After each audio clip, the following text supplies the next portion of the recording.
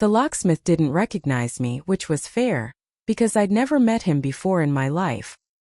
He was halfway through drilling out the deadbolt on the front door of my own house when I pulled into the driveway at 6:40 on a Tuesday evening, still in my blazer, still holding the coffee that had gone cold 3 hours earlier in a conference room across town.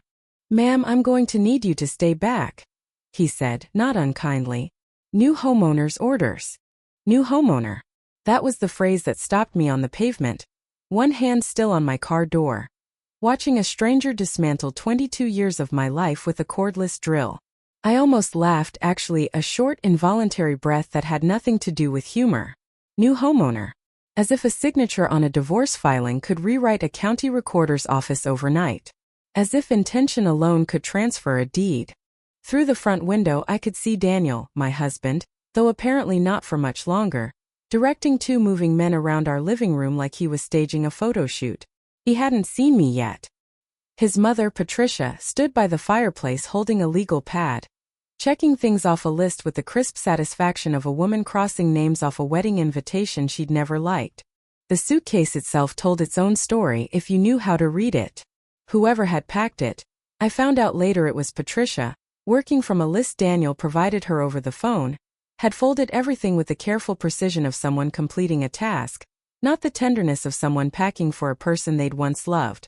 My reading glasses were missing. My grandmother's ring, the one I kept in a dish by the bathroom sink, was missing too. Small things. The kind of small things that tell you more clearly than any argument could, exactly how much thought had gone into making sure I disappeared cleanly. I stood there a moment longer, coffee cup forgotten on the hood of my car, and let myself take in the whole scene one more time. The drill, the moving truck, the warm light spilling from windows that no longer apparently considered me a resident. Somewhere inside that house was a stack of documents Daniel's attorney had prepared, confident and thorough by his own estimation, built entirely around assets he could see and none he'd ever thought to look for. The house was mine. I want to say that plainly, right at the start, because it matters more than anything else I'll tell you tonight. The house was mine, the deed said so. And not one person standing inside it that evening had bothered to confirm that before deciding I no longer belonged there. That's the thing about people who've never had to fight for what they own. They assume ownership is a feeling, not a fact. I've spent my entire career learning the difference. The moving men carried out a bookshelf I'd bought at an estate sale in our second year of marriage. The one Daniel used to joke was too heavy to ever move again.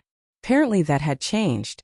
I watched it go past me on the lawn, carried by 2 strangers who had no idea whose signature was actually on file with the county recorder's office, and I felt something settle in my chest that wasn't quite grief and wasn't quite anger. It was closer to recognition, the specific quiet clarity of finally seeing something you'd spent years refusing to look at directly. On the porch sat a single suitcase. Mine. Packed, apparently, by someone who knew exactly which drawers were mine and which weren't, because everything Daniel had ever given me, the anniversary jewelry, the coat from Paris, even the wedding photos, had been left inside. If you've ever been underestimated by the people who were supposed to protect you, you understand exactly what I felt in that moment. Not rage. Not grief, not yet. Just a very quiet, very clear decision beginning to form, the way decisions like that always seem to, not with a shout, but with a stillness that surprises even the person making it. I didn't scream. I didn't cry. I want to be clear about that because I know how this sounds, and I know what you might expect from a woman standing on her own front lawn watching her marriage get boxed up without her. I just watched. Because here is the thing Daniel forgot, somewhere between hiring the divorce attorney and calling the locksmith, he had never once asked whose name was actually on the deed to that house, or the building his family's business operated out of, or the 6 other properties across the city that quietly, patiently, for 11 years, I had been buying, permitting and holding, under a company name he'd never bothered to look up. I set my cold coffee down on the hood of my car, because I realized, standing there, that I wanted both hands free. Not to fight, not to storm the porch and demand answers, but simply because I no longer needed anything to hold on to. For 11 years I had held on to that marriage the way you hold on to a railing on a staircase you've walked 1,000 times, out of habit more than necessity. Watching the deadbolt give way under the drill, I understood, with a clarity that surprised me, that I'd already let go. Daniel finally saw me through the glass. I watched him say something to his mother, watched Patricia's head turn, Watched the small, satisfied smile she didn't bother hiding, the one that said she'd been waiting 11 years for this exact evening. She thought it was an ending. She had no idea it was the first page of something else entirely. He thought he was locking me out of a marriage. He had no idea what he'd actually just done. If you've ever come home to find the locks already changed, literally or otherwise, drop a comment and tell me where you're watching from tonight. And if you've ever been underestimated by the people who are supposed to protect you, hit like and subscribe because trust me, this story is about to get very, very interesting. My name is Charlotte Simmons. I'm 45 years old, and for the last 18 years I've worked in property development in Denver, Colorado. A career I chose specifically because it rewards patience over noise. You don't build a portfolio by being the loudest person in the room. You build it by being the only person who actually read the zoning report. I want to tell you what I do because it matters later. I acquire underperforming commercial properties, buildings other investors think are too much trouble, too old, too tangled in permitting issues, and I turn them around. I don't flip them for a quick headline. I hold them. I improve them slowly, quietly, and I keep them, because the entire logic of my business has always been the same. Whoever owns the building writes the rules for everyone standing inside it. I remember the specific loan officer who nearly turned me down for that first commercial loan. A man who spent 20 minutes asking questions about my plans to eventually settle down, before he ever asked about my projected cash flow. I answered every question calmly, provided every document he asked for twice over, and walked out with the loan anyway, not because he'd warmed to me, but because my numbers were simply too solid to justify a rejection on paper. I've thought about that meeting often over the years, mostly because it taught me something I never forgot. The people most likely to underestimate you rarely do it with malice. They do it because they've never had to imagine you as anything other than what's convenient for them to assume. Growing up, I watched my own mother lose almost everything in a divorce because she'd never once put anything in her own name. Every account, every asset, every decision routed through my father, who left her eventually with considerably less than her fair share in a legal fight she was too exhausted to win.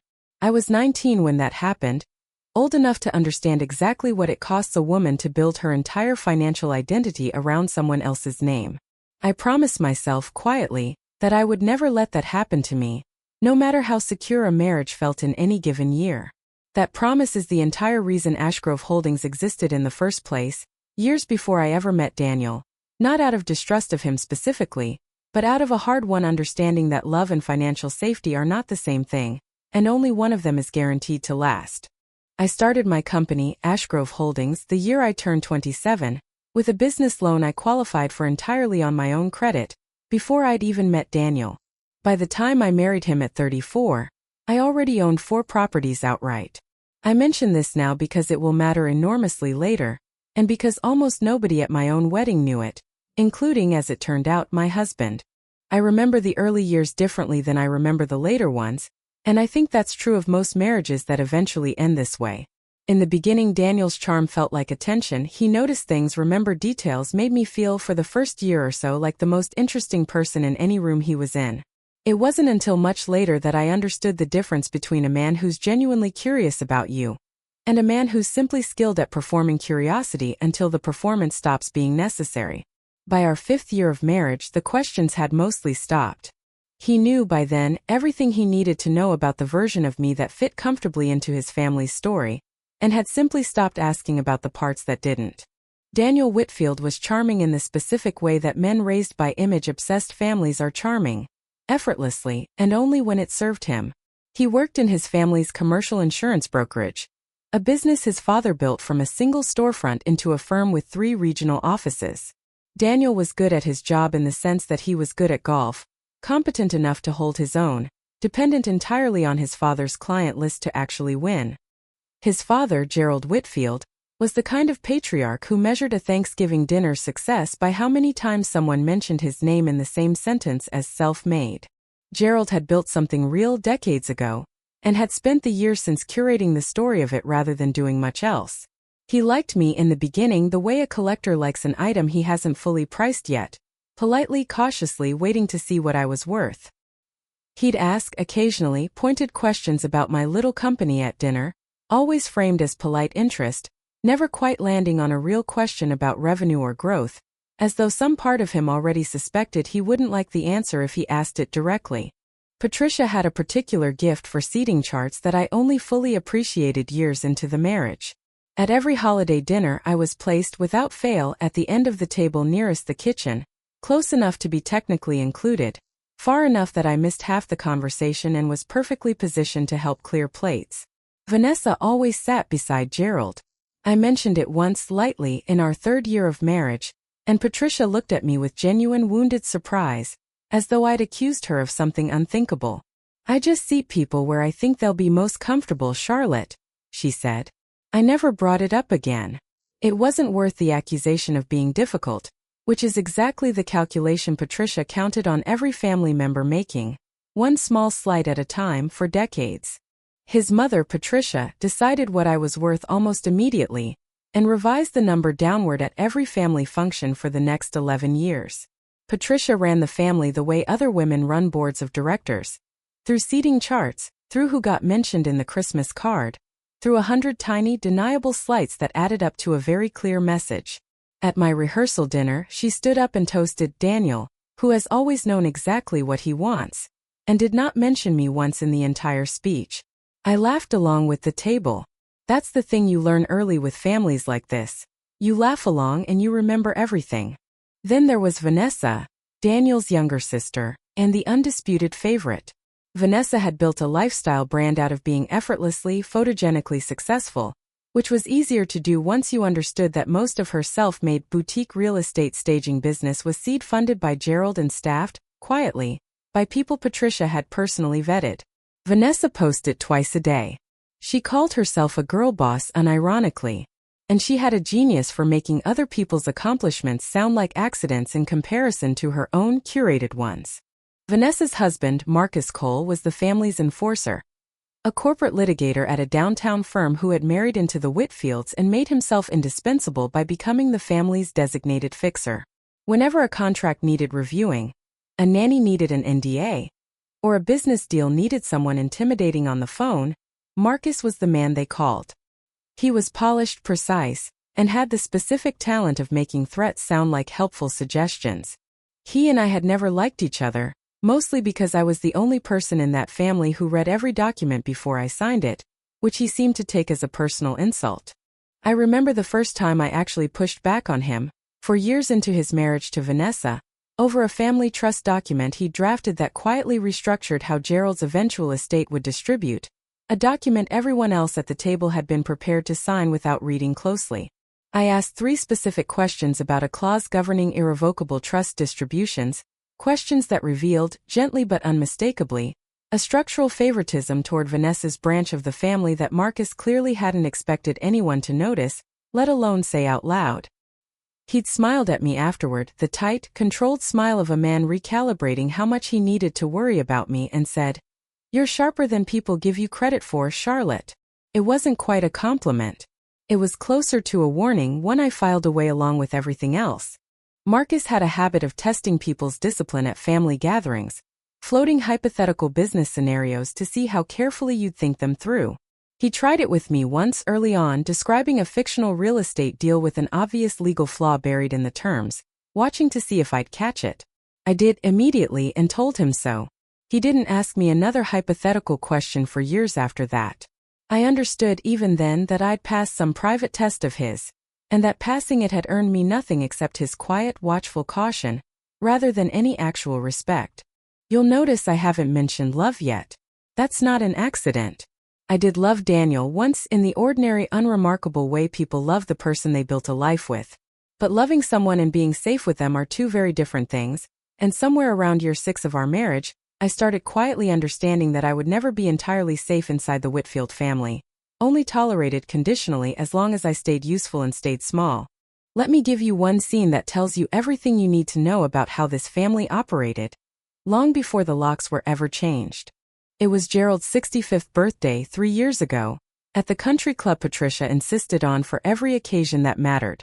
I had, that year, closed the largest deal of my career, a $12 million mixed-use redevelopment downtown, the kind of deal that gets written up in trade publications. I mentioned it briefly when someone at the table asked what I'd been working on. Patricia turned to the woman beside her without missing a beat and said, Isn't it lovely that Charlotte has her little projects to keep busy while Daniel handles the real business? She smiled at me when she said it.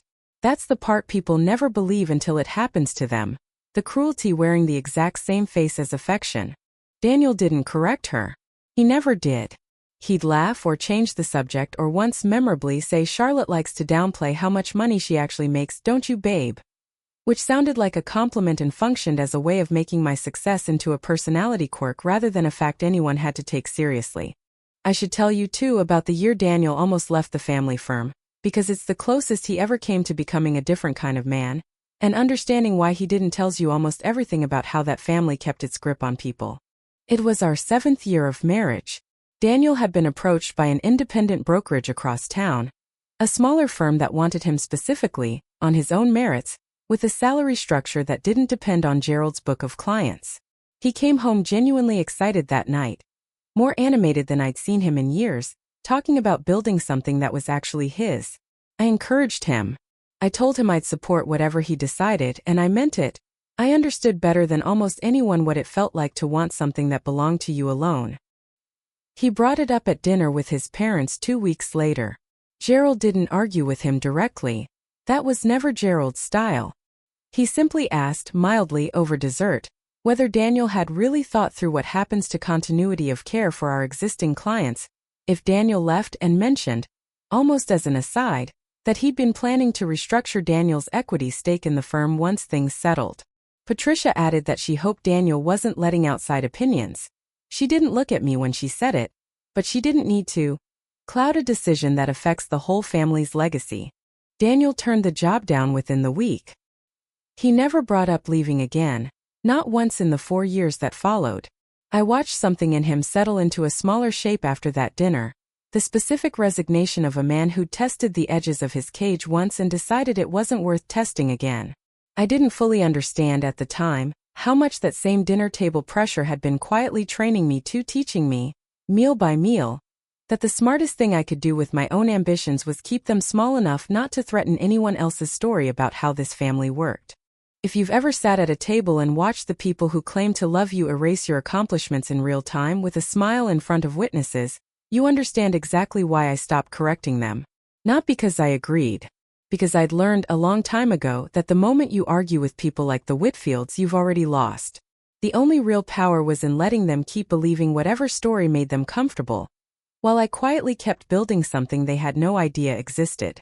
There was a second scene, smaller but no less telling, that happened the Christmas before Daniel filed for divorce. Every year, the Whitfields did a gift exchange with a $20 limit, meant to keep things meaningful, not materialistic, as Patricia liked to say.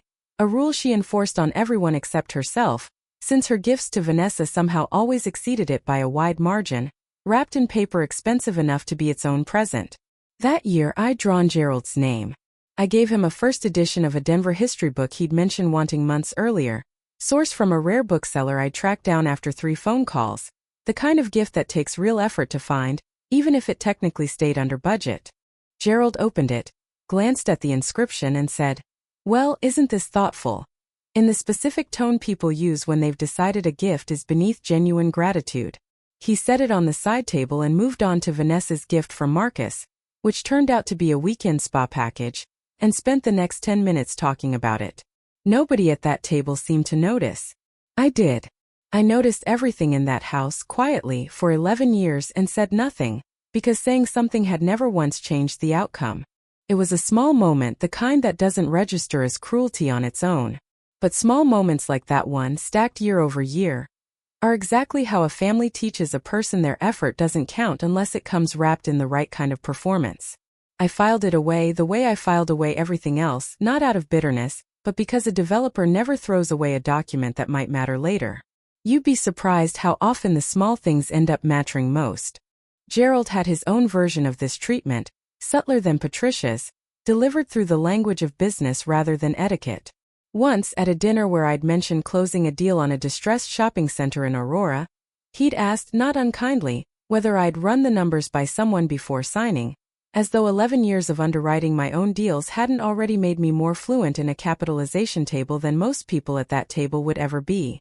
I told him evenly that I had, in fact, run the numbers myself several times, which was generally how these things worked. He'd nodded, said "smart girl," and moved on to asking Daniel about a golf trip. I don't think Gerald ever meant it as an insult. That's almost the more instructive part. A lifetime of unconscious dismissal doesn't require malice to do its damage. It just requires nobody in the room ever being asked to examine it. By the time our marriage started to unravel, I owned, through Ashgrove Holdings, 7 commercial properties across Denver. One of them, a converted warehouse building in the Rhino Arts District that I'd bought for almost nothing in 2016 and spent 4 years renovating, was leased in its entirety to Whitfield Insurance Partners. Daniel's family had been paying rent every single month for 3 years to a company they'd never once bothered to investigate. On paper, the landlord was listed as Ashgrove Holdings LLC Property Manager, C. Simmons. Gerald had glanced at that line exactly once at the lease signing and said, "Simmons, huh? Common name," and never asked again. That's the setup. That's the world I lived in for 11 years. Brilliant, undervalued, quietly building something enormous underneath a family that never once thought to ask. Then came the divorce filing. And then came the locksmith. I found out about the divorce filing the way I found out about most things in my marriage by then, secondhand, and too late to have a say in it. It was a Thursday morning in early October. I'd been in a client meeting in Lodo, walking a retail tenant through a lease amendment, when my phone buzzed with a text from a number I didn't immediately recognize. It was from Marcus. "Charlotte, you'll be served today. Nothing personal." Daniel felt it was cleaner this way. Nothing personal. I want you to sit with that phrase for a second, because I certainly did, standing in a half-finished retail unit with a contractor waiting on my signature. Marcus Cole, my brother-in-law, the family's designated fixer, had chosen to inform me that my marriage was legally over via text message, 3 hours before a process server found me in a parking garage and handed me a manila envelope like he was passing off a parking ticket. I signed for the papers. I thanked the server because I am, above almost everything else, someone who stays composed in front of strangers. Then I sat in my car for exactly 4 minutes. I know because I watched the clock, and I let myself feel exactly one wave of it. Just one. And then I called my assistant, rescheduled my afternoon, and drove home to figure out what Daniel actually thought he was doing. I want to be honest with you. The divorce itself didn't shock me. Things had been cold between us for over a year. Separate schedules, separate bedrooms toward the end, the specific quiet of 2 people who've stopped bothering to fight because fighting would require caring enough to.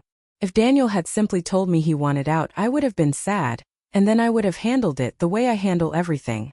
What he did instead was change the locks before I even had the chance to walk back through my own front door. I got the second text from Marcus at 4:15 that afternoon. "For everyone's comfort during this transition, Daniel has arranged for you to collect your belongings this evening. A suitcase has been prepared." A suitcase had been prepared. Not "we need to talk." Not "come home and let's figure this out like adults."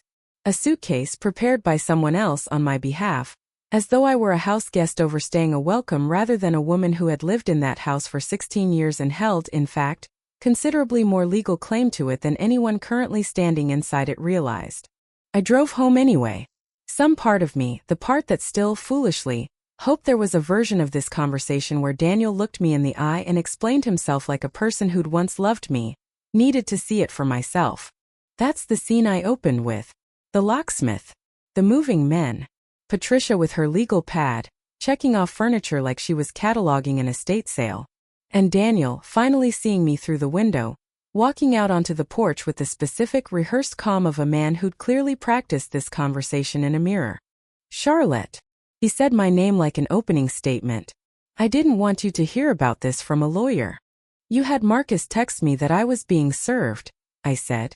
"And now I'm watching a stranger drill out my own front door. I think we're past the part where you get credit for how you wanted me to hear about it." Patricia appeared behind him on the porch, arms crossed, wearing the specific expression she reserved for moments she considered beneath her but couldn't resist attending anyway. "This doesn't have to be ugly, Charlotte," she said. "Daniel's simply protecting what's his. Surely you understand wanting to protect what's yours. If you've ever had someone use the exact language of your own values to justify taking something from you, You know precisely how surreal that sentence sounded standing on my own front lawn. This is my house, Patricia, I said, still calm, still watching the drill work its way through the deadbolt. I'm on the deed. Not for much longer, Daniel said. And there it was, the first crack in his composure, a flicker of something almost gleeful underneath the practiced solemnity. Dad's lawyer already looked into it. Colorado's an equitable distribution state. I filed first. I've got the timeline documented, and frankly, Charlotte, everyone in this family has watched you disappear into your little real estate hobby for over a decade while I built the actual life we shared. I think a judge is going to see this pretty clearly. Little real estate hobby. 11 years. 7 properties. A $12 million redevelopment. Reduced in one sentence to a hobby, and delivered with the specific confidence of a man who had never once asked to see my financials, because he had never once considered them relevant enough to ask about. You should also know, Marcus said, stepping out onto the porch now too, phone already in hand like he was documenting the moment for a deposition, that given the timeline we'll be arguing the marital home and any jointly titled assets as subject to equitable division. I'd advise you to retain counsel. Soon. That's generous of you, Marcus, I said, considering you're not actually representing anyone in this family in an official capacity. Or are you billing Daniel for tonight? Something flickered across his face, brief, almost imperceptible, the specific irritation of a man who prided himself on never being caught off guard. I'm here as family, he said, looking out for Daniel's interests. That's all this is. Of course it is, I said. Patricia, sensing the temperature shift, stepped back in with the particular efficiency of a woman who'd spent decades managing rooms. Charlotte, dear, nobody wants this to be adversarial. We simply think it's healthiest for everyone if you gather your things tonight and let the lawyers handle the details going forward. No need to make a scene in front of the movers. I looked past her, at the 2 moving men standing awkwardly by the truck, clearly wishing they were anywhere else. I'm not the one who hired a locksmith before informing his wife she was being divorced, Patricia. If anyone's made a scene tonight, I don't think it was me. I looked at the suitcase on the porch. I looked at Daniel, who would not quite hold my eyes anymore, and at Patricia, who was already checking her watch as though my presence had become an inconvenience to her evening schedule, and at Marcus, visibly pleased with himself for having delivered a legal threat on a Tuesday like it was a party favor. Nobody in that family, not one of them in 11 years, had ever once asked me the name of the company that held my properties. Not Gerald, who'd signed a 3-year commercial lease without reading past the rent amount. Not Daniel, who thought Ashgrove was the name of a spa I liked. Not Marcus, for all his supposed diligence, who was at that exact moment standing in a house whose legal ownership he had apparently never once bothered to verify before threatening me with a lawsuit. You've had a lawyer for 3 weeks, I said slowly. And in 3 weeks, nobody thought to run a basic title search on the house you're so confident about, or ask a single question about the company that's held my business for over a decade. That's not a legal strategy, Daniel. That's a guess dressed up as one. It's not a guess, Marcus cut in. We have documentation. Timeline. Precedent. You have a timeline, I said. I have 11 years of paperwork you've never once asked to see. Those aren't the same thing. Daniel's jaw tightened, the way it always did when he sensed an argument slipping away from him but hadn't yet admitted it to himself. This is exactly what I mean, he said, to no one and everyone. This need to always have the last word, to always act like you know something the rest of us don't. It's exhausting, Charlotte. It always has been. I'll get my own lawyer, I said, and I meant it evenly without heat. You should probably get one who does his homework. Daniel actually laughed. A short, surprised sound like I'd made a joke he found charming in spite of himself. Charlotte. Sweetheart. I've had a lawyer on this for 3 weeks. Marcus reviewed everything. There's nothing you have that we haven't already accounted for. Vanessa reached the door just then, champagne bottle in hand, clearly having timed her arrival to miss the unpleasant part. She stopped short at the sight of me on the lawn, suitcase at my feet, and did the thing Vanessa always did in moments of genuine discomfort. She filled the silence with something bright and slightly too loud. Oh, Charlotte. I didn't realize you'd still be here. I just figured, since everything's already decided, maybe we could all just try to keep things friendly? For Daniel's sake. For Daniel's sake, I repeated. That's an interesting way to describe watching me get locked out of my own house. I just mean, nobody wants this to be dramatic, she said, glancing at the bottle in her hand like she'd suddenly remembered it was there and wasn't sure what to do with it now. We're all adults. We are, I agreed. Which is exactly why I'm not going to stand on this lawn arguing about who deserves to be here. I have somewhere else to be. I picked up my suitcase from the porch. It was heavier than it should have been, packed by someone who clearly didn't know which of my shoes I actually wore. I looked at the four of them one more time. Daniel satisfied, Patricia already turning back toward the house, Marcus still recording, and through the window Vanessa arriving late with a bottle of champagne she was very obviously planning to open the moment the door closed behind me. You should ask your lawyer, I said, to run a title search before this goes any further. On the house. And while he's at it, on the Rhino building your father's company has been paying rent on for 3 years. I didn't wait to watch Daniel's face change. I got in my car, set the suitcase on the passenger seat, and drove away from a house I fully intended to reclaim, not through an argument on a front lawn, but through a title search, a corporate filing, and 11 years of paperwork that not one member of that family had ever thought to read. If you've ever been dismissed by people who mistook your quiet for weakness, you already know what came next. Let me back up, because you deserve to understand exactly what I was holding, even if the Whitfields didn't. 11 years earlier, 6 months before Daniel proposed, I closed on a derelict 2-story warehouse on Blake Street in what was then an unremarkable stretch of Denver's River North District.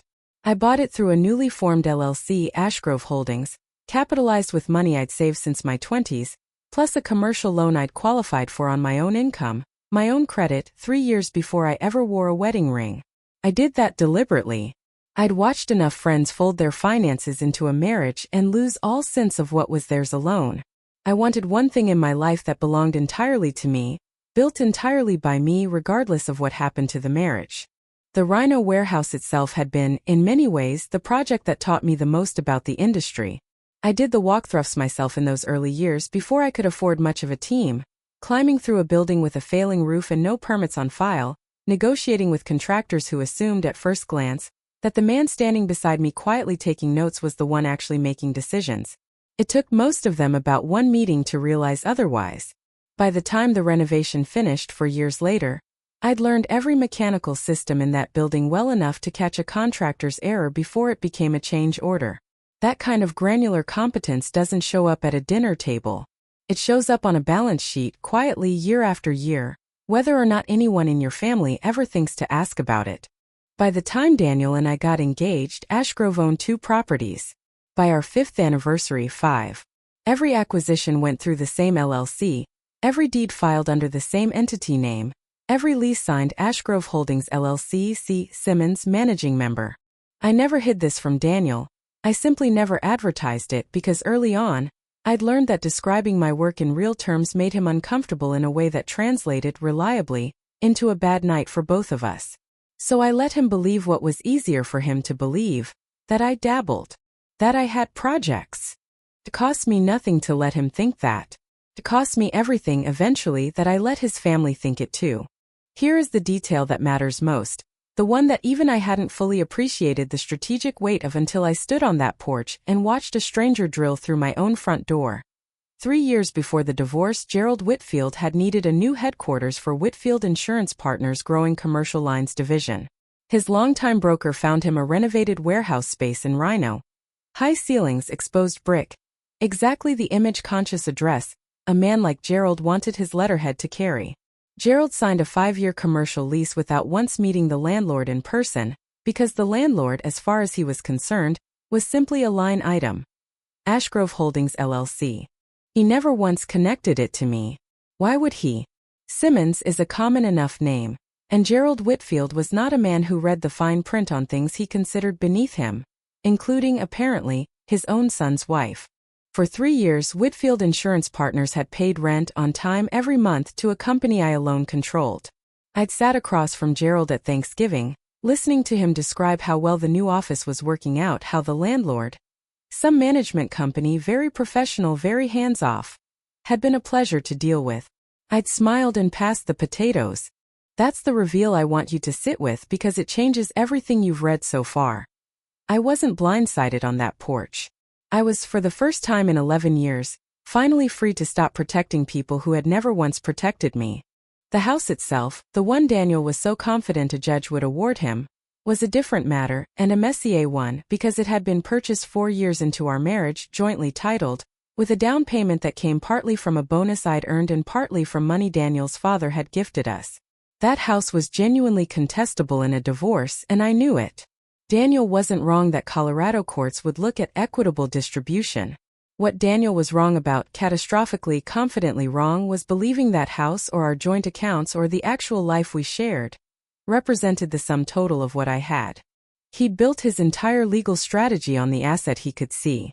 He had no idea about the one he'd been paying rent into for 3 years. And there was one more thing, a smaller thread, that I'd noticed months earlier and filed away without fully understanding its shape, the kind of detail a property developer's instincts flag automatically, the way some people notice a room is subtly off before they can say why. Whitfield Insurance Partners' quarterly rent payments had, for the last 8 months, been arriving from an account I didn't recognize. Not the firm's usual operating account, but a secondary entity called WIP Holdings Group, wired from an account domiciled, according to the routing information on the payment records, outside the country. I hadn't thought much of it at the time.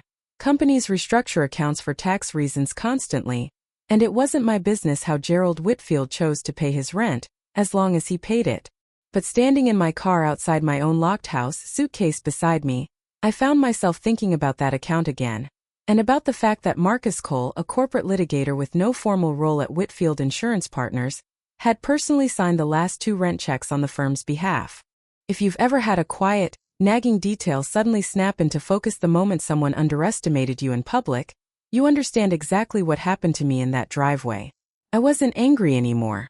I was curious. And curiosity, in my line of work, is the most dangerous thing you can hand a person who already knows how to read a balance sheet. I didn't go to a hotel that night. I drove to my office instead, a small, unglamorous suite above one of my own retail properties on Larimer Street, the kind of space I deliberately kept modest because I never wanted Daniel's family to have an accurate read on what Ashgrove was actually worth. I made coffee at 10 at night, opened my laptop, and pulled up the Rhino Building's lease file for the first time in over a year. I want to be honest with you about what I felt in that moment because it wasn't triumph, not yet. It was something quieter and more useful, clarity. For 11 years I had organized my entire life around not making my success a problem for the people around me. That night, for the first time, I let myself consider what would happen if I stopped. I gave myself one rule for the weeks that followed, and I never broke it. I would not act on a single piece of information until I could prove it in writing 3 times over, to a standard that would survive a hostile cross-examination. Anger makes people sloppy. I have never once let anger make me sloppy, and I wasn't about to start with the Whitfields. The first call I made the next morning was to Renata Ibarra. I'd met Renata 8 years earlier, when Ashgrove hired her firm to handle a contentious eminent domain dispute over a property I'd been trying to acquire on Federal Boulevard. She was a real estate and corporate litigation attorney with a reputation for being terrifyingly thorough and entirely unbothered by opposing counsel's theatrics, exactly the kind of lawyer Marcus Cole would have hated going up against, which was precisely why I wanted her. "Walk me through it slowly," Renata said. When I sat across from her that Wednesday morning with a folder of lease documents and 11 years of financial statements. "Start with the marriage, then the properties, then whatever it is you're not telling me yet because you've got that look." What look? The look of someone who already knows exactly how this ends, and is just waiting for the paperwork to catch up. She pulled a legal pad toward her. "I've seen it maybe 4 times in 15 years of practice. It's usually right before someone's ex-husband has a very bad month." I told her everything, the locks, the suitcase, Daniel's confidence about the house, and the detail that had kept me awake. The rent payments from WIP Holdings Group, routed through an account that had no obvious connection to Whitfield Insurance Partners' normal operations, signed off in the last 8 months not by Gerald or his CFO, but by Marcus. Renata pulled her laptop toward her without a word and started typing. "Ashgrove owns the building outright? Free and clear. Title to the LLC. I'm the sole managing member. Any co-signers, Any guarantor liability tied to Daniel or his family on the original acquisition loan? None. I qualified for it entirely on my own credit before we were married, and I refinanced it under Ashgrove loan 2 years later, once the building was stabilized. And the lease was signed by Gerald Whitfield personally, on behalf of Whitfield Insurance Partners? 3 years ago. I have the original. She looked up. Then here's your first piece of good news, and I want you to actually hear it. None of what Daniel thinks he's entitled to touches this building. Ashgrove was capitalized before your marriage, it's held separately, there's no commingling on the books. I'll need to confirm that with a forensic look at your accounts, but if what you're telling me is accurate, this asset isn't marital property. It's yours. Full stop. I want you to understand what that sentence meant to me sitting in that office. For weeks, Daniel had spoken about the divorce as though he were the one holding all the leverage. Timeline documented, lawyer retained, a judge who'd surely see things his way. And in the span of one meeting, I learned that the single largest, most valuable thing I owned had never been on the table to begin with. He simply hadn't known to ask. Renata leaned back in her chair for a moment, studying me the way she studied opposing counsel before a deposition, not unkindly but thoroughly. I want to say something and I want you to actually hear it, she said. You've spent this entire meeting explaining your own assets like you're apologizing for having them. You don't need to do that with me. You built something real, entirely on your own, before this marriage ever started. That's not a complication in this divorce. That's the whole ballgame. I hadn't realized until she said it, how thoroughly I'd absorbed 11 years of being asked to minimize myself. How naturally the habit had carried into a room where absolutely nobody was asking me to shrink. I told her so. She nodded, unsurprised. That's common, she said. With people who come out of family systems like this one, the instinct doesn't turn off just because you've left the room. It's something worth paying attention to going forward, win or lose. Now, Renata said, closing her laptop halfway, tell me about the account. That took longer because I genuinely didn't know what I was looking at yet, only that it didn't sit right. Over the following 3 weeks, working with a forensic accountant Renata brought in named David Okonkwo, we started reconstructing the last 18 months of Whitfield Insurance Partners' rent payments against the firm's publicly available business filings. What David found layer by layer was this. WIP Holdings Group wasn't a subsidiary of Whitfield Insurance Partners at all. It was a separate entity, registered in Delaware 11 months earlier, with a single listed officer, Marcus Cole. The account it wired rent payments from wasn't a corporate operating account. It was funded. According to the wire records David was able to trace through the payment reference numbers, by transfers from a client trust account Marcus's firm used to hold settlement funds for its litigation clients. I want to be careful here, David told me, spreading printouts across Renata's conference table, because I'm not accusing anyone of anything I can't prove yet. But what this looks like on paper is someone using a client trust account as a personal slush fund, paying his in-law's office rent among other expenses out of money that legally belongs to other people. That's not a gray area. If it's what it looks like, that's misappropriation of client funds. That's the kind of thing that ends a legal career, and depending on the dollar amounts, it can be criminal. David walked me through the mechanics of it the following week, once he'd mapped the full structure.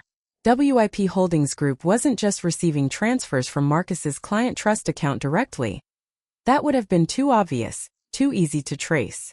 Instead, the money moved through a shell entity registered in Nevada, a company called Brightline Consulting, which existed, as far as David could determine, purely on paper. No employees, no physical office, no service actually being rendered. Client settlement funds flowed into Brightline as consulting fees, then out again to WIP Holdings Group as a management distribution, a layer of cross-collateralization specifically designed to make the money's origin harder to trace if anyone ever went looking. David pulled the Nevada Secretary of State filings himself, cross-referencing the registered agent listed for Brightline Consulting against a database of known formation agents, used by dozens of anonymous shell entities across the country. The registered agent, it turned out, was a formation service Marcus's own firm had used before, on behalf of legitimate clients, which was almost certainly how he'd learned the process well enough to set one up for himself. People don't usually invent fraud from nothing, David told me. They copy something they've seen work for someone else, and assume nobody will look as closely at their version. This is a classic layering structure, David said, sketching it out on a whiteboard in Renata's conference room. Move the money through an intermediary that looks legitimate enough not to raise flags on its own. Then let the second transfer look clean. If I hadn't already known to look for a connection to the client trust account, I might have missed it. He's not sophisticated exactly, but he's not sloppy either. Someone taught him this, or he read about it somewhere and got lucky it worked for a year. I asked the obvious question. How much are we talking about? Conservatively, based on what I can trace so far, just under $400,000 moved over 11 months. And that's only the portion that ties clearly to the rent payments and a few other expenses I've flagged. There may be more. I'd want a full forensic audit of the trust account's entire history to know for certain. $400,000. Money that belonged by law to Marcus's own clients, people who trusted him with settlements from car accidents, from workplace injuries, from the ordinary catastrophes that send a person looking for a lawyer in the first place. I sat with that for a long moment. Marcus, smug, camera-ready Marcus, who'd stood on my porch reciting equitable distribution law like scripture, appeared to be quietly embezzling from his own clients to bankroll a lifestyle the family believed he'd earned honestly. Does Daniel know? Renata asked. I don't think so, I said, and I meant it.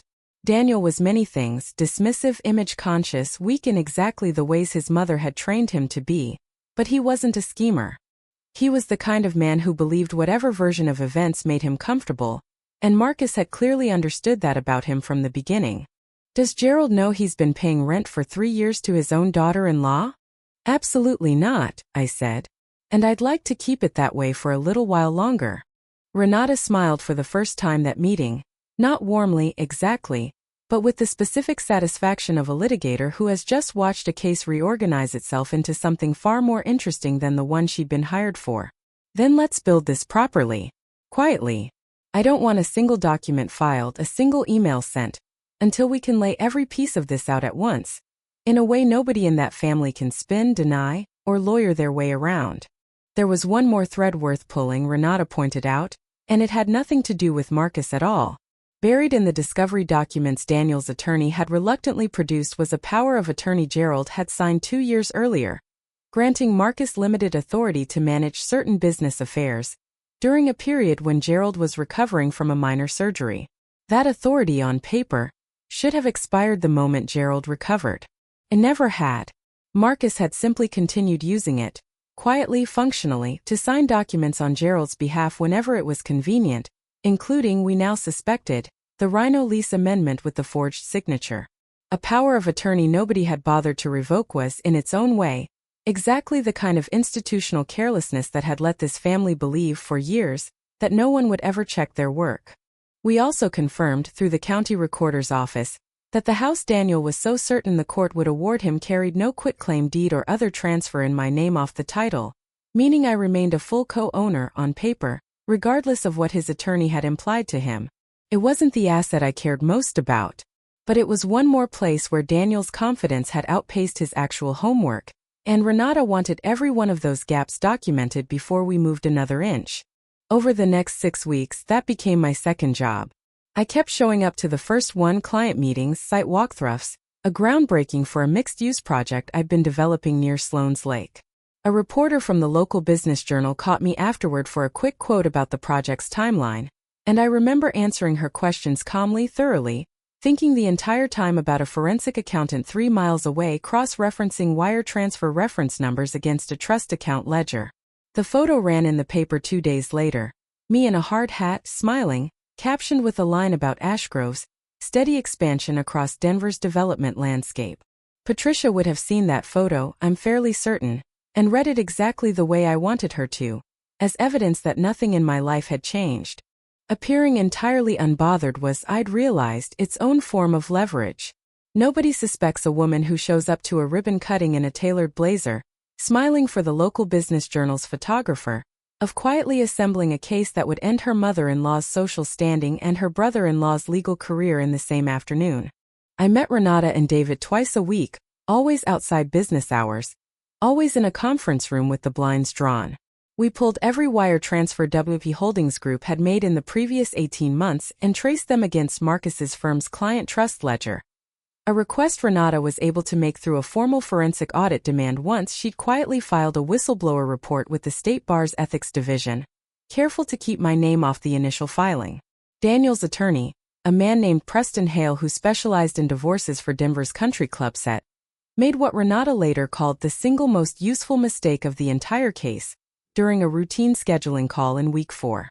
Confident that Ashgrove amounted to little more than a side venture, Hale pushed aggressively for an expedited, comprehensive discovery timeline, apparently hoping the sheer volume of paperwork would either intimidate me into a fast settlement or expose gaps in a business he assumed was thinly capitalized. Renata simply agreed to every deadline he proposed, understanding correctly that Hale had just handed us a court-ordered excuse to compile 11 years of clean, well-documented business history into the official record faster than we could have justified requesting it ourselves. We requested, through the discovery process now underway in the actual divorce, full financial disclosures from Daniel, a request his own attorney had insisted on, confident it would embarrass me, since he assumed Ashgrove was little more than the hobby Daniel had described. Instead, it forced Ashgrove's clean, meticulously documented 11-year history onto the record entity by entity, deed by deed, exactly as I wanted it. The bar complaint gained an unexpected piece of corroboration in week 5, from a source I hadn't anticipated. Renata received a call from a junior associate at Marcus's firm, a woman named Teresa Lindqvist, who'd apparently noticed irregularities in the trust account reconciliations months earlier and had been quietly documenting them herself, unsure who she could safely raise the issue with, since Marcus was a senior partner and she was 2 years out of law school. She'd heard, through office rumor, that an ethics complaint might be forming, and reached out to Renata directly, off the record at first, to ask whether her own records might be useful. They were extraordinarily useful. Teresa had, on her own initiative, kept spreadsheets tracking discrepancies between the firm's official trust ledger and the actual disbursement records for 8 separate client matters, discrepancies she'd been too junior and too frightened for her own job security to report through normal channels. When she finally handed those records to Renata, formally, as part of a whistleblower report filed with the State Bar, it corroborated everything David had already traced independently, from a completely separate angle. 2 different people, working from 2 different sets of records, had arrived at the same conclusion without ever having spoken to each other until that week. "This is the kind of thing that ends careers cleanly," Renata told me, reviewing Teresa's spreadsheets. 2 independent sources. No reliance on a single forensic accountant's interpretation. If this goes to the bar or further, there's no version of this where Marcus successfully argues it's a misunderstanding.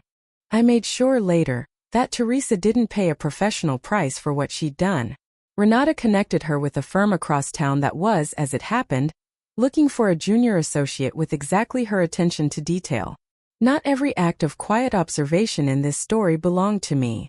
Some people are simply paying attention, waiting for someone else to make it safe to say something. There was one night, about a month into the investigation, when I let myself doubt the entire plan. I sat in my apartment near Lodo at midnight, surrounded by printouts, and wondered whether all of this, the audits, the document examiner, the careful staging of a public reveal, was really justice, or whether it was simply the most sophisticated version of revenge I knew how to construct, dressed up in the language of due diligence. I called Renata the next morning and asked her plainly whether she thought I was doing the right thing. "I think you're doing the accurate thing," she said. "Marcus embezzled client funds. He forged a signature. Those facts exist whether or not you ever say a word about them publicly. What you're deciding isn't whether to invent consequences, it's whether to let the consequences that already exist happen quietly, in private, where this family can keep controlling the story, or happen in a way nobody gets to spin. That's not revenge, Charlotte. That's just deciding not to protect people who never once protected you." It was the reassurance I needed, and it was also, I recognized even then, exactly true. We found a forged signature, too smaller but useful. On an amendment to the Rhino lease extending the term by 2 years and adjusting the rent schedule, filed 8 months earlier. The signature line read Gerald Whitfield. But the handwriting didn't match a single other document Gerald had signed in a decade of doing business with me. David flagged it immediately. When we quietly had it examined by a forensic document analyst Renata retained, the conclusion came back within a week. The signature was very likely not Gerald's at all. Someone else had signed his name, There was one more layer David uncovered, almost as an afterthought, while tracing where the Brightline Consulting funds ultimately settled once they left WL Holdings Group. A portion, not all of it but enough to matter, had been routed into an offshore trust structure registered in the Cayman Islands, set up 18 months earlier under an entity name that traced back, through 2 additional shell layers, to Marcus personally. It wasn't sophisticated enough to have been designed by someone who did this professionally, David guessed, based on the structure's amateurish gaps, that Marcus had likely set it up using a template he'd seen in his own litigation work, defending clients accused of similar arrangements, and had simply decided to try it himself. People who spend their careers around fraud sometimes start to believe they understand it better than they do, David said, when he walked me through the trust documents. This isn't clever. It's just untested because nobody was looking until you were. I had a strong guess who. Marcus had handled the paperwork on that lease amendment personally, according to the file, a small generous favor to his father-in-law, he told Gerald at the time, so Gerald wouldn't have to be bothered with it during a busy quarter. The document examiner, a meticulous woman named Carol Whitby who'd spent nearly 20 years testifying as an expert witness in forgery cases, walked me through her findings with the same clinical patience I tried to bring to my own work. She'd compared the disputed signature against 11 verified samples of Gerald's handwriting spanning a decade, old contracts, checks, even a handwritten note from a prior deal, and identified consistent variances in stroke pressure, letter formation, and pen lift patterns that, in her professional opinion, made authorship by anyone other than Gerald highly probable, approaching certainty. It was the kind of finding that wouldn't just embarrass Marcus. It would follow him into any courtroom, any bar hearing, any future client relationship, for the rest of his career. A duress signature would have been one thing. An outright forgery on a commercial lease was another matter entirely, the kind of thing that could unravel a law license all on its own, long before anyone even got to the client trust account. There was one dinner in the middle of all this that tested my composure more than anything else in those 6 weeks. Vanessa had organized a civil family dinner at her house, an attempt I assumed to smooth things over before the divorce got messy, or perhaps simply to gather intelligence on my mood. I almost didn't go. Renata actually encouraged me to. Go, she said. Be pleasant. Ask about the kids' school, ask about Gerald's golf handicap, whatever you have to do. The more relaxed they think you are, the less they'll expect what's coming. That's worth more to us right now than any document. So I went. I wore something unremarkable, brought a bottle of wine, complimented Vanessa's new dining table, and sat directly across from Marcus for 2 hours while a forensic audit of his client trust account sat, at that exact moment, half-finished on David Okonkwo's desk downtown. He talked at length about a case he was working, some contract dispute he described with the specific self-satisfaction of a man who'd never once considered that anyone at the table might know more about his finances than he did. I nodded. I asked a follow-up question.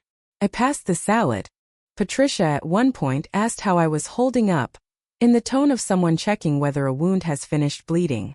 As well as can be expected, I told her, and let the sentence sit there, ambiguous enough to mean anything, true enough that I didn't have to lie. Daniel barely spoke to me the entire evening, which suited me fine. It was Gerald, oddly, who lingered longest at the door when I left, thanking me for coming, saying he hoped things could stay civil between us going forward, for the family's sake. I told him I hoped so too. I meant it in a narrow sense. I had no interest in cruelty for its own sake. I simply had no more interest in protecting people who'd never once protected me.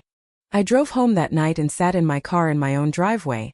Ashgrove had by then quietly picked up the lease on a small furnished apartment for me near Lodo, a fact none of the Whitfields knew yet, and I let myself feel, for exactly as long as I needed to, the strange exhaustion of performing warmth toward people I was actively building a case against. It is not a comfortable skill. It is, however, an extremely useful one, and 11 years of Whitfield family dinners had given me plenty of practice. Renata and I spent a full session that week just on the countersuit strategy, mapping out line by line how a tortious interference claim against Marcus personally, separate from the divorce, separate from the bar complaint, would function once filed. We're not filing this to win damages, Renata explained. We're filing it because it forces discovery on his personal finances independently of the divorce, which gives us a second, Parallel channel to pull records if the bar investigation moves slower than we'd like. Belt and suspenders. I appreciated, more than I expected to, having a strategy laid out that clearly. 11 years of navigating a family that communicated in implications and deniable slights had left me hungry, in some ways, for a process this direct, where every move had a stated purpose, and nobody expected me to interpret meaning from a tone of voice or a seating chart. By the 6th week, Renata laid it all out for me across her conference table like a hand of cards nobody else at that family's table knew I was holding. Sole, unshared ownership of the Rhino Building and 6 other Ashgrove properties, untouched by the divorce. A documented, likely provable case of client trust fund misappropriation against Marcus. A forged signature on a lease amendment that implicated him further. And quietly building in the background, a full financial disclosure from Daniel's own camp that had accidentally handed the court a clear, well-documented picture of exactly how much I actually owned, filed by his own attorney's hand, at his own request. I called my closest friend, Dana, once during those 6 weeks. The only person outside Renata's office who knew the full scope of what I'd found. Dana and I had known each other since business school, and she'd watched, from a careful distance, the entire arc of my marriage to Daniel, including all the small erosions I'd never fully put into words for anyone until that call. "You don't have to do the public part," Dana said, when I told her what Renata and I were planning for the gala. "You could take the settlement, take the win with Marcus, and just disappear. Nobody would blame you." "I know," I said. "But I spent 11 years disappearing a little at a time so that family could stay comfortable. I'm not interested in disappearing one more time, even gracefully, just so the story ends quietly enough for their comfort." "That's not really about Marcus anymore, is it?" Dana said. It wasn't a question either. "No," I admitted. "It's about every dinner where Patricia decided what I was worth out loud, and I let her because arguing never once changed the outcome. It's about finally making the outcome impossible to ignore." "You could end this quietly," Renata said, watching me study the file. "Settle the divorce on favorable terms, let the bar handle Marcus on its own timeline, walk away with everything that's rightfully yours, and never say another word to any of them." "I could," I agreed. "But you're not going to do that," she said. It wasn't a question. I thought about Patricia's toast at my rehearsal dinner. I thought about the country club and her little projects. I thought about a stranger drilling through my front door while my husband's family opened champagne inside a house I still legally half-owned. "No," I said. "I'm not. I want to tell you something about families like the Whitfields. They never stop at one act of cruelty because the first one always works. Nobody had ever pushed back on them before. Certainly not me, not in 11 years. So when I didn't collapse, didn't beg, didn't show up at the house crying, they didn't read that as strength. They read it as an opportunity to push harder." The first attack came 2 weeks after the locks, in the form of a phone call from a client I'd worked with for 6 years. A restaurant group leasing space in one of my Larimer Street properties. He sounded uncomfortable the entire call, apologizing before he'd even said what he'd called about. "Charlotte, I got a message from a Marcus Cole," he said. "Said he's your husband's family attorney. Said there were some," his words, "irregularities in your LLC structure that might affect the lease's enforceability. Said I might want to consider my options before renewal season." I thanked him for telling me, and I meant it because it told me exactly what card they were playing. Marcus had started quietly calling my tenants and business contacts, planting doubt about Ashgrove's legitimacy. Nothing so direct it could be called defamation outright. Just enough insinuation to make people nervous. It was clumsy, and it was desperate, and it told me they'd started to sense something was off in their own confidence about the divorce, even if they didn't yet know why. 2 more tenants called that same week, both with versions of the same story. A call or a message from someone claiming to represent the Whitfield family's legal counsel, raising vague doubts about Ashgrove's standing. One of them, a longtime tenant who ran a small architecture firm out of one of my Larimer Street units, was blunt about it. "Charlotte, I've rented from you for 5 years. I know exactly who my landlord is." Whoever called me sounded a lot more nervous than official. That, more than anything, told me how thin Marcus's strategy had actually become. A man with a genuine legal case doesn't need to cold call his opponent's tenants hoping one of them spooks. If you've ever had someone try to poison your professional reputation while smiling at you across a courtroom, You know exactly how calm you have to stay to keep from giving them the reaction they're fishing for. I called Renata, who simply added the calls to a growing file of Marcus's conduct, and told my client the truth. Ashgrove had been independently audited, every lease was enforceable, and if anyone from the Whitfield family contacted him again, he should feel free to have his own attorney call mine. The second attack was louder, and it was Patricia's. She'd learned through the divorce discovery process that the Rhino building, the one her husband's company had been leasing for 3 years, belonged to Ashgrove Holdings.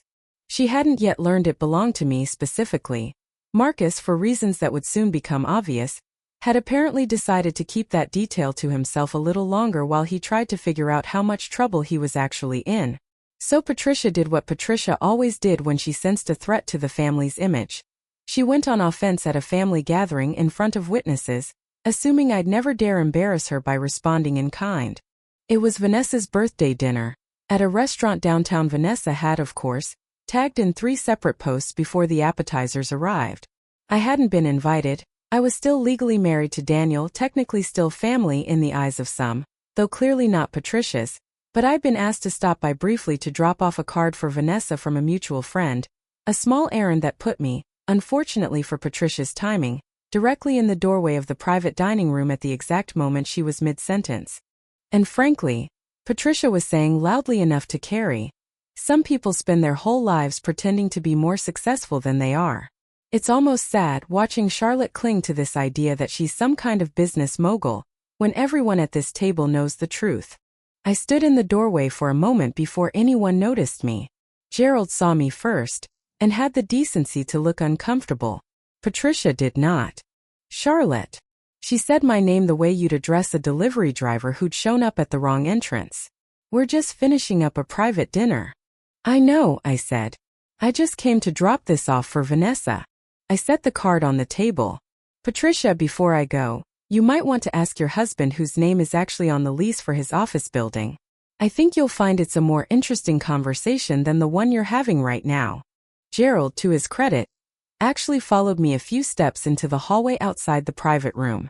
Charlotte, he said, quieter than I'd ever heard him. Is there something I should know about that building? You could always ask your property manager, I said. Or read your own lease more carefully. Either would tell you everything you need. He didn't follow further. I left before Patricia could answer at all. I didn't need to see her face. Gerald's was enough, the sudden, uncertain stillness of a man realizing he might have missed something important. That was the point. I wasn't ready to detonate everything yet. Renata and David were still 2 weeks from finishing the forensic audit on Marcus's trust account, but I wanted the family sitting with a low hum of uncertainty, the specific unease of people who suddenly aren't sure they're as safe as they thought. Before Daniel's visit, there was one more escalation worth mentioning, a formal one on letterhead, that told me exactly how nervous Marcus had actually become. His firm sent Ashgrove Holdings a cease and desist letter, alleging that my ongoing inquiries into WIP Holdings Group's payment history constituted harassment and interference with a legitimate business relationship, and demanding I halt any further investigation into the rent structure or face legal consequences. I read it twice sitting at my desk, and felt something close to amusement for the first time in weeks. A cease and desist letter, from the very attorney whose trust account was under active forensic review, demanding that his landlord stop asking questions about how his tenant's rent was actually being paid. I forwarded it to Renata within the hour. "This is good," she said when she called me back. "This is very good, actually. He's panicking, and panicking lawyers write things they shouldn't." This letter on its own demonstrates he understood the payment structure was irregular enough to be worth threatening someone into silence over. "We're keeping this one." Preston Hale, Daniel's attorney, called Renata directly the same week the financial disclosures were finalized, his tone considerably less confident than it had been during the scheduling call 2 months earlier. "I'd like to discuss settlement parameters," he said, according to Renata, given some additional context that's come to light regarding the wife's asset structure. Renata told me she found it difficult not to laugh at additional context, as though Ashgrove's 11 years of clean paperwork had simply materialized rather than having been sitting there fully documented the entire time he'd failed to ask about it. The third attack was Daniel's, and it was the one that actually mattered. He showed up at my office unannounced on a Thursday afternoon, which he'd never once done in 11 years of marriage. He didn't, historically, consider my work important enough to visit. He looked tired in a way I almost felt something for, before I remembered the suitcase. "I need you to drop the discovery request," he said, without sitting down. "The financial disclosures. My attorney says it's a lot, Charlotte. It's making things complicated with the partners at the firm. Dad's asking questions." "I didn't file the discovery request, Daniel," I said. "Your attorney did. He wanted a full financial picture because he assumed it would help your case." "Well, it's not helping anything," Daniel snapped, and there it was again, that flicker of panic under the polish, the same one I'd seen on the porch the night the locks changed, except now there was nothing gleeful about it. "You need to understand, if this gets messy, if it goes public in any way, it's not just me who gets hurt. It's the firm. It's Dad's name. Is that really what you want?" "What I want," I said, "is for you to leave my office, since you've never once cared enough to come here for any other reason." He left. But not before saying one more thing quietly, almost like a threat he wasn't fully sure he had the standing to make anymore. "Marcus says if you keep pushing, there are things about your business that could get complicated too. Things he's found. You should think about that before you decide to make this a war." I almost laughed. 11 years of clean bookkeeping, audited leases, and a business built entirely on my own credit before I'd ever met him. And the best threat his family could produce was a vague secondhand insinuation from a man who was, at that exact moment, the one with something to actually hide. I didn't say any of that to Daniel. I simply let the silence sit long enough that he understood, on some level, how thin the threat actually was. I want you to notice what that sentence actually was.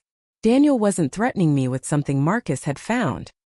He was threatening me with Marcus's own guilt, dressed up as leverage, a bluff from a man who had, by then, almost certainly figured out that his brother-in-law's finances were far more exposed than mine, and was too frightened or too loyal, or too invested in the family's image to say so directly.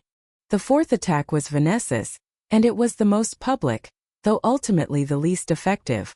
She posted a long, carefully lit video to her account, the kind with a trembling voice opening and soft piano underneath, talking without ever naming me directly, about people who use divorce as an excuse to attack a family that welcomed them with open arms, and the kind of woman who'd rather destroy a business than accept she wasn't ever really part of it.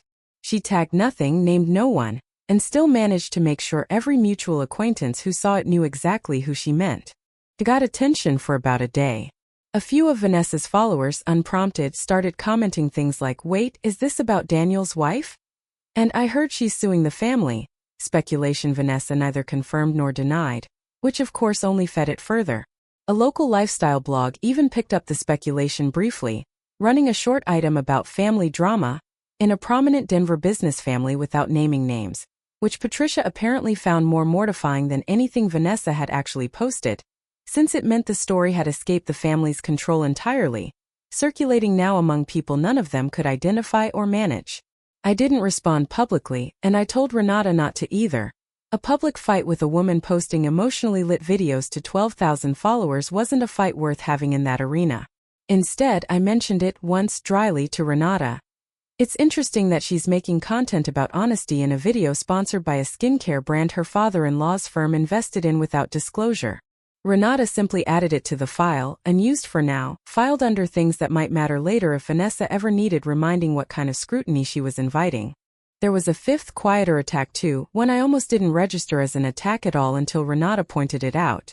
Patricia had reached out to a mutual friend of ours from the neighborhood association, a woman named Carol, and who'd known both of us for years, asking her to check in on me, and in the same conversation, mentioning how concerned the family was that I seemed to be taking this so personally. Carol Ann, to her credit, saw exactly what it was and told me about it directly over coffee a few days later. "She wasn't checking on you, Charlotte," Carolyn said. "She was trying to figure out how much you knew, using me to do it." Every attack they threw at me in those 6 weeks, the calls to my tenants, Patricia's performance at dinner, Daniel's veiled threat, did exactly the opposite of what they intended. Each one added another document to Renata's file. Another data point establishing a documented pattern of harassment and interference. Another small confirmation that this family had no idea how much rope they were handing me. If you've ever watched people escalate against you specifically because your calm unsettled them more than any argument could have, you understand exactly why I never gave them the reaction they were fishing for. Every raised voice, every veiled threat, every whispered concern routed through a mutual friend, all of it, in hindsight, was less a strategy than a kind of panic dressed up as control. People who are actually confident in their position rarely need to escalate 5 separate times in 6 weeks. They only do that when some part of them already suspects the ground is shifting. By the time the audit came back, we had everything. And I knew exactly where I wanted to use it. Gerald Whitfield's 70th birthday was, by family tradition, the single largest social event the Whitfields hosted every decade. A black tie gala at the Brown Palace Hotel, 200 guests, half the city's business and legal establishment in attendance, exactly the kind of image-conscious spectacle Patricia had been planning for over a year. I hadn't been invited, obviously. I attended anyway, as Renata's +1. Renata, whose firm, it turned out, had done enough work in this city over the years that her presence on the guest list raised exactly 0 eyebrows. I wore navy, not black, because I wanted to be the only person in the room who didn't look like she was in mourning for the evening about to happen. The timing mattered enormously, and Renata and I had planned it with the same precision I'd apply to closing a 9-figure deal. The forensic audit on Marcus's client trust account was complete, and had been formally submitted to the State Bar's Ethics Division that morning. The forged signature analysis had been filed as an exhibit in the ongoing divorce proceedings the day before. And Ashgrove's countersuit against Marcus personally, for tortious interference with business relationships, based on his calls to my tenants, had been served to his firm that same afternoon, timed deliberately, to land on his desk right before he'd need to put on a tuxedo and smile for 200 people. He didn't know yet. None of them did. That was the entire point. The morning of the gala, I spent an hour with Renata reviewing the exhibit one final time, checking every citation, every date, every dollar figure against the underlying documents, the same way I'd review a closing binder before a 9-figure deal. Precision mattered enormously to me in that moment, not because I doubted the facts, but because I understood that the first person to make an error in a room like that one would be the person the story got told about afterward. I wasn't going to be that person. I found myself standing near the edge of the ballroom with a glass of champagne I had no intention of finishing, thinking not about Marcus or Patricia or even Daniel, but about the 27-year-old woman who'd sat in a loan officer's waiting room 18 years earlier, certain nobody in that building believed she'd amount to much. I wished briefly that I could tell her what was about to happen in this room, not as a warning but as a promise. Everything you're about to build quietly for over a decade is going to matter more than any of them can currently imagine. Keep going. I'd spent the drive to the Brown Palace running through the plan one more time with Renata, though by that point there was little left to plan. Every document was filed, every timing detail confirmed with the event coordinator, every possible objection Marcus's attorney might raise already anticipated and countered in writing. What was left, mostly, was the strange calm of standing at the edge of something you've built carefully enough that you no longer need to worry about it collapsing. Nervous? Renata asked as we handed our coats to the coat check. No, I said, and meant it. I stopped being nervous somewhere around the second forensic audit. The gala moved through its early hours exactly as these things do: champagne, a string quartet, Gerald working the room like a man who'd spent 40 years believing his own legend. Patricia found me near the bar around 9 o'clock, her expression somewhere between confusion and hostility, clearly trying to work out why I'd been allowed through the door at all. I don't recall you being on the guest list, she said. I'm not, I said. I'm Renata's guest. She's an attorney. You might recognize the name from a filing that's about to become relevant to your evening. Patricia's mouth opened to say something cutting, and that was the exact moment Gerald stepped up to the small stage at the front of the ballroom to give his birthday remarks, and the exact moment I nodded to Renata, who quietly signaled the event coordinator we'd spoken with earlier that week, a woman Ashgrove had done business with for years, who owed me a favor considerably larger than the one I was calling in. The house lights dimmed slightly, focusing attention toward the stage and the large screen behind Gerald, the one meant to display a photo montage of his career, instead displayed, for exactly the amount of time it took 200 guests to read it, a single slide, the cover page of a State Bar ethics complaint, formally filed that morning against Marcus Cole Esq, for misappropriation of client trust funds. I want you to imagine 200 people in formal wear going silent at almost exactly the same moment, and then not silent at all. Gerald turned to look at the screen behind him, confused, then horrified. In the particular sequence of a man realizing his birthday has just become someone else's evening. Patricia's hand found her champagne glass and did not lift it to her mouth. Vanessa, 3 tables back, had her phone already up to film something celebratory and instead simply held it there, frozen, recording her own family's unraveling by accident. Marcus went white first, then red, pushing back from his table so fast his chair nearly went over. Someone shut that off, this is a private event. It's already been filed with the bar, Marcus, I said, loudly enough to carry, stepping toward the small aisle between tables so the room could see exactly who was speaking. I'm not sure turning off a screen changes that. Daniel found me with his eyes across the ballroom, and I watched something in his face change in real time. Not shock at the accusation against Marcus, not yet, but the specific dawning horror of a man realizing his wife was the one who'd orchestrated this, in a room full of everyone whose opinion his family had spent decades cultivating. Charlotte, what did you do?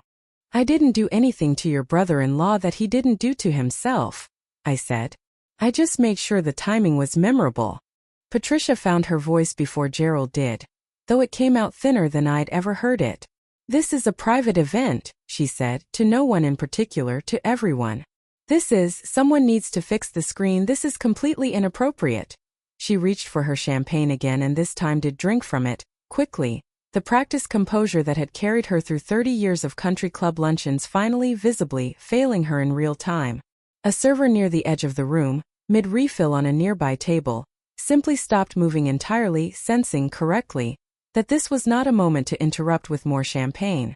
Gerald, to his credit, tried to regain control of the room the only way he knew how. Volume. This is clearly some kind of misunderstanding, some kind of vindictive. Gerald, I said, and something in my tone made even him stop.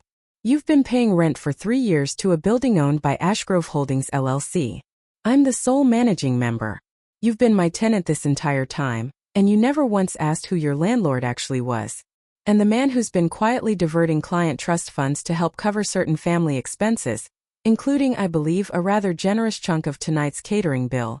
That's your son-in-law, standing right there, whose forged signature is also sitting in a court exhibit as of yesterday afternoon on your name on a lease amendment he never told you about. The reactions didn't land all at once, and that was the part I'd wanted most. Not one collective gasp, but a slow individual cascade. Gerald's face went through disbelief, then something closer to grief, the specific look of a man realizing the son-in-law he trusted with the family's legal affairs had been quietly stealing from him and everyone else for the better part of a year. Patricia's composure, so carefully maintained through 11 years of dinners and toasts and slights, simply broke, her champagne glass finally set down with a sound loud enough to carry, her face draining of the particular confidence that comes from believing you'll never be the one embarrassed in a room. Vanessa lowered her phone at last, staring at her husband like she was seeing a stranger. And Marcus just stood there, in the center of 200 witnesses, with absolutely nothing left to fix. I watched him reach for his phone, presumably to call anyone, who might tell him how to make the last 90 seconds not have happened, before seeming to realize there was no call that could undo a room full of people who'd already seen what they'd seen. For a man who'd spent his career being the one who fixed other people's problems, the stillness on his face was almost its own kind of confession. Somewhere near the back of the ballroom, I caught sight of a man I recognized from Gerald's firm, a senior partner named Whitmore, who'd flown in from the regional office specifically for the gala. He wasn't looking at Marcus or at Gerald. He was quietly pulling out his phone, and I had a strong suspicion the call he was about to make wasn't a social one. Reputational damage in rooms like that one doesn't stay contained to the people directly involved. It spreads through exactly the kind of witnesses Patricia had spent a lifetime cultivating, which was, of course, the entire point of choosing that room.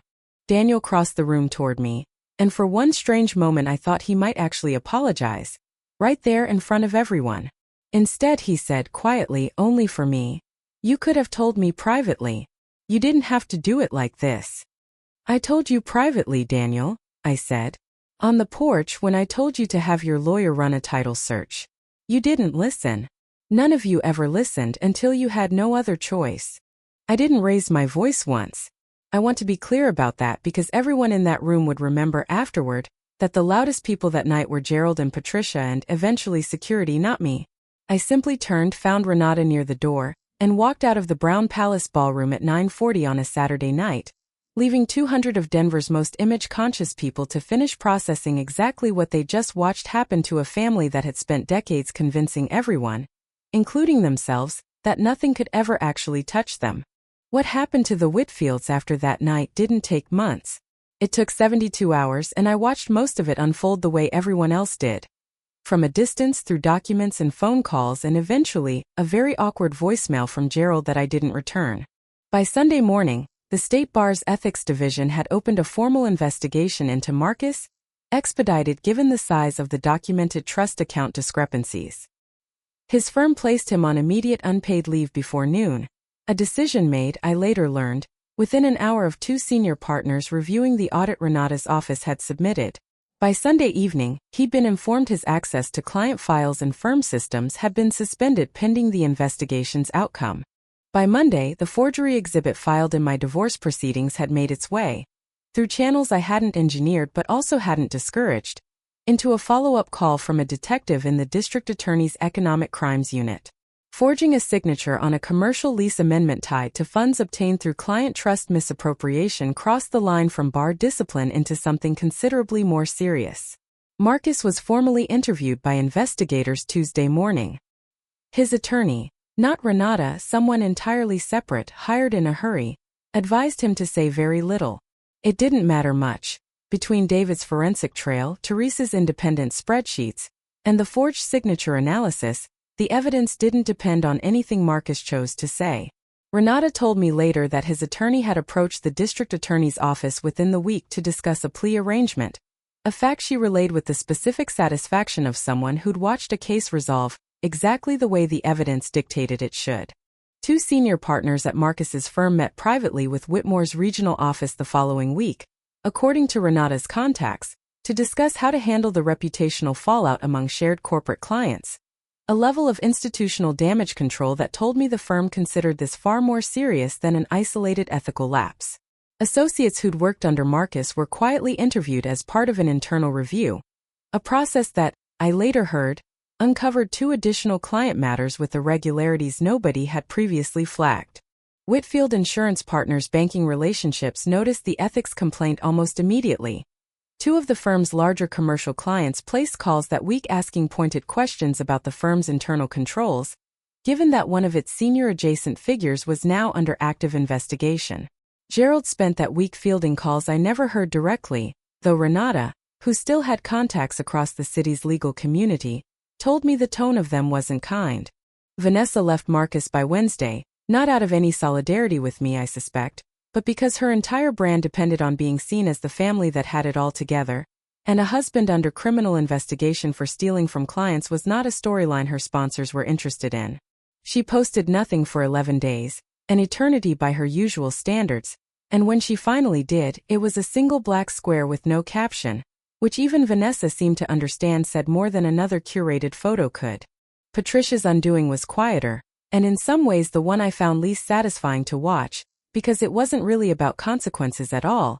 It was about the specific horror of a woman who had spent her entire adult life curating other people's perception of her family, watching that perception collapse in a single evening in front of 200 witnesses who would talk about it at dinner parties for years. The country club board, I heard secondhand, quietly declined to renew her position on the social committee that spring. Nobody said why. Nobody had to. Gerald called me Thursday. I didn't answer, but I let the voicemail play twice, mostly out of professional curiosity about what a man like that sounds like once his own certainty finally cracks. "Charlotte," he said, "I think there's been a serious misunderstanding about the building and about a great many things. I'd like the opportunity to sit down, landlord to tenant, and discuss this like reasonable people. I built this family's name over 40 years. I don't think it's fair that one bad decision by Marcus should." I deleted it before it finished. Not out of cruelty, I want to be clear about that, but because I'd learned over 11 years that Gerald Whitfield only ever asked to be reasonable once being unreasonable had stopped working for him. Gerald tried once more in person, showing up at the Rhino building itself on a Tuesday morning, standing in the lobby of the space his own company had leased for 3 years, asking the property manager on site if he could speak with the owner. When she called me to confirm, I told her to let him wait exactly as long as any other tenant would wait for an unscheduled meeting, which, as it happened, was 40 minutes. I built this family's reputation over 40 years, he said, when I finally came down, before I'd even said hello. No apology first. That told me everything I needed to know about why this conversation would go nowhere. I'd like to understand how a title dispute over a rental property turned into my son-in-law facing criminal charges. It didn't, Gerald, I said. Marcus turned a client trust account into his own line of credit. I just happened to be the landlord who noticed the paperwork didn't add up. You could have come to me directly, quietly, before any of this became public. I did come to you directly, Gerald. 3 years ago at a lease signing, when you glanced at my company's name for exactly 4 seconds and never asked another question about it. You had every opportunity to actually know who you were doing business with. You just never thought it was worth the effort. He didn't have an answer for that. He left without renewing the conversation, and Whitfield Insurance Partners quietly began the process of relocating to a new office 2 months later, a decision I neither encouraged nor discouraged, since by then I found I genuinely didn't need the rent as much as I needed, apparently, to finally say a true sentence to that man out loud. Daniel came to my office one more time on Friday the same week. He looked smaller than I remembered him, not physically, but in the specific way people shrink once the version of themselves they've been performing for a family finally stops being useful. I know I don't deserve this conversation, he said, but I'm asking anyway. The house, I know I don't have a case for it anymore, not really. I'm not asking about that. He started again. I didn't know about Marcus. I want you to know that. I didn't know what he was doing. I believe you, I said, and I did. That was, in its own way, the saddest part of the entire story. Daniel hadn't been a villain in the way his mother and Marcus had been. He'd simply been a man who never once thought to ask hard questions about the people around him, including me, because asking would have required treating me as someone whose answers mattered. Is there any version of this, he said quietly, where we figure it out? Where this doesn't have to be the end of everything? I didn't raise my voice. I didn't need to. No, Daniel, I said. There isn't. Not because I want to punish you. Because I spent 11 years making myself smaller so this family would be comfortable, and I'm not interested in finding out what it costs me to do that for another 11. You'll get a fair settlement. You'll keep your dignity, as much as you have left to keep. But we're done.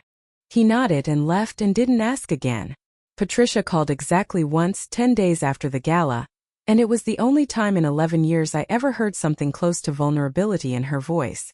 I know you have no reason to help us, she said, without any of her usual preamble. But the country club board is discussing my position on the social committee, and if you'd be willing to say publicly that this was Marcus's doing alone, that the family wasn't aware, it would mean a great deal. To me personally. I thought about the toast at my rehearsal dinner. I thought about some people spend their whole lives pretending to be more successful than they are, said loudly enough to Carrie 3 weeks before she needed anything from me. I've never once lied about your family, Patricia, I said. I'm not going to start now, even to help you. But I also have no interest in going out of my way to hurt you further. I'm not making any public statements at all. What happens with the club board isn't something I'm involved in one way or the other. That's not a no, she said, something almost hopeful creeping into her voice. It's not a yes either, I said. It's the truth, which is more than this family has generally offered me. I hope that's enough. She didn't call again after that. The settlement negotiation itself took place over a single businesslike afternoon at Renata's office, a stark contrast to the 6 weeks of drama that had preceded it. Preston Hale, visibly deflated, agreed to terms far more favorable to me than anything he'd have offered 2 months earlier. I retained full ownership of Ashgrove and every property under it, an equitable split of the marital home's equity, and a clean, uncontested timeline. There was no theater to it, no last-minute objections. Just 2 attorneys and a stack of documents closing out 11 years in an afternoon, the way most things that matter actually end. Quietly on paper long after the real ending already happened somewhere else. The divorce settled 3 weeks later. Quietly, favorably, with Ashgrove's 11-year paper trail making my position essentially unassailable. Marcus was indicted on 2 counts of embezzlement and 1 count of forgery 4 months after that. He pleaded guilty to a reduced charge to avoid trial, surrendered his law license, and as far as I know, moved to another state to start over somewhere nobody recognized his name. Vanessa's business, dependent as it always had been on Gerald's quiet backing, folded within the year once the family's finances tightened under the weight of legal fees and reputational damage neither Gerald nor Patricia had budgeted for. She tried for a few months to keep the appearance of it running on her own, a few sponsored posts, a client or two she'd retained personally, but a staging business built on the perception of effortless success doesn't survive well once the effortlessness is publicly revealed to have been someone else's money the whole time. She now works, I'm told, in an interior design showroom on the east side of the city, a job she's never once mentioned publicly, though a mutual acquaintance told me she's apparently quite good at it. I didn't watch any of it with satisfaction exactly. If you've ever waited a decade for people to finally see you clearly, only to watch that clarity arrive as a catastrophe instead of an apology, you understand that the feeling isn't triumph. It's closer to relief. I've started this past year doing something I never did during the marriage. I keep a small framed photo on my office wall from the ribbon cutting near Sloan's Lake, the same week I first suspected something was wrong with the Rhino rent payments. I keep it there not because of what came after, but because of what it captures. A woman standing in a hard hat, entirely herself, unaware yet of the storm about to arrive, already in every way that mattered exactly enough. 8 months later, I stood on the top floor of a building I just finished renovating, a mid-century office block near Union Station that Ashgrove had acquired the same month my divorce finalized, because I'd learned a long time ago that the best way to metabolize an ending is to immediately start building the next thing. The building now houses among its tenants a small nonprofit I founded that spring, the Ashgrove Foundation, which provides no-interest microloans and mentorship to women starting small commercial ventures, the kind of women who, like me at 27, have the discipline and the vision but not yet the credit history or the connections to get a bank to take them seriously. We funded 11 businesses in our first year. A bakery, a physical therapy practice, a woman rebuilding her late father's hardware store after a fire nearly took it from her. Every single one of them reminded me, in some small way, of the version of myself who once sat in a loan officer's waiting room at 26, quietly certain nobody in that room believed she'd amount to much. One of those 11 women, a woman named Priya who'd rebuilt her father's hardware store after the fire I mentioned, sent me a photo last month of the store's new sign going up, freshly painted, her father standing beside it with an expression I recognized immediately, the specific pride of someone who never quite believed they'd get to see something rebuilt in their lifetime. I keep that photo on my desk now, next to a framed copy of the original deed to the Rhino building, the first thing Ashgrove Holdings ever owned. People sometimes ask why I keep something so unremarkable framed on my wall instead of a photo from the gala, or some symbol of the divorce settlement. I keep it because it reminds me that everything that happened afterward, the investigation, the reveal, the very public unraveling of a family that underestimated me, started with a decision I made completely alone at 27, before anyone had the chance to tell me it was a hobby. I still see Gerald occasionally. At industry events neither of us can avoid without it looking deliberate. We're polite. He's never once brought up the rent again. Patricia and I have not spoken since the gala, and I don't imagine we ever will, which suits us both. Daniel and I finalized things with more grace than I expected from either of us. He moved to Boulder, started over at a smaller firm, and sent me, unexpectedly, a short note last winter thanking me for not making the divorce uglier than it needed to be. I didn't respond, but I kept the note, mostly as a reminder that people can occasionally surprise you, even the ones who disappointed you the longest. There's a specific kind of quiet I get to enjoy now that I never had during the marriage, the quiet of a life that no longer requires translation.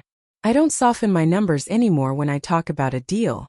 I don't describe a $12 million redevelopment as a little project to make anyone more comfortable at dinner. It turns out that most people, once you stop shrinking yourself for them, simply adjust. The ones who can't adjust were never really people you needed in your corner to begin with. There's a version of this story where I never checked the wire transfer details on that rent account, where I let curiosity go quiet the way I trained myself to for 11 years, where the divorce settled on Daniel's terms and I simply moved on with what remained. I think about that version sometimes, not with regret but with a kind of professional curiosity, the same instinct that makes a developer walk a site twice before closing just to be sure. I've learned over the years that the details people expect you to overlook are usually the ones that matter most. Ashgrove itself has grown considerably since that year. We closed on 2 additional properties this spring, and I hired my first full-time director of acquisitions, a sharp, careful woman named Isabel who reminds me, in the best possible way, of who I was at 30. I make a point of telling her, regularly, exactly what her work is worth in specific terms out loud because I know firsthand how quietly a person can start believing their contributions don't count if nobody around them ever bothers to name them. I think about that night on the porch often, not with anger anymore, but with something closer to gratitude, strange as that sounds. It took a locksmith and a stranger's suitcase to finally show me, in one unmistakable moment, exactly how little the people I'd spent 11 years protecting had ever actually seen me. I mentor 2 young women now informally outside of the foundation's formal programming, both early in their own real estate careers, both sharp enough that I sometimes catch myself wanting to warn them about every mistake I made, before remembering that some of those mistakes were exactly what taught me who I eventually became. I tell them instead the one thing I wish someone had told me at 27. That competence doesn't need permission to exist. It doesn't need to be announced at dinner, or defended at a gala, or eventually proven in a room full of people who spent a decade underestimating you. It simply needs to keep being built quietly on your own terms until the day it speaks for itself. I close with this because it's the truest thing I know. If you find yourself constantly translating your own accomplishments into something smaller, something safer, something easier for other people to swallow, that's not humility. That's a warning. Boundaries aren't cruelty, and neither is finally letting the people around you see exactly who you've been all along. You don't owe anyone a smaller version of your life just because a bigger one makes them uneasy. Build the thing anyway. Hold the deed anyway. And when the locks finally get changed, and for some of you they already have, remember that the person who owns the building always eventually gets to decide who's allowed back in. If any part of this story felt familiar, if you've ever been underestimated by the people who were supposed to know you best, tell me about it in the comments. I read every one. And if you want more stories like this, make sure you're subscribed, because this is far from the last time someone's about to find out they misjudged exactly who they were dealing with.